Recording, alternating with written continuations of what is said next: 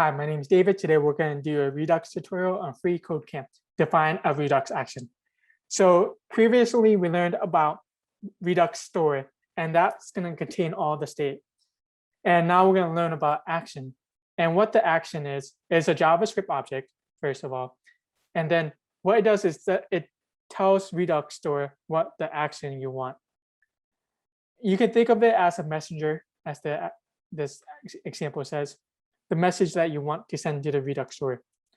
And this action also carries a type property that defines the type of action, and it can also contain other data as you want.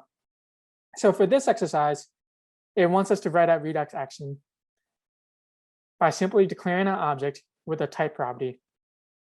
So you might not be able to connect all the dots yet, but previously we created the store, and now we will create an action. So declare object action, so const action, and we set it equal to an object, and it has a type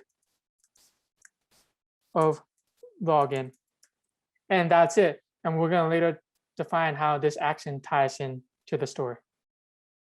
Thank you so much.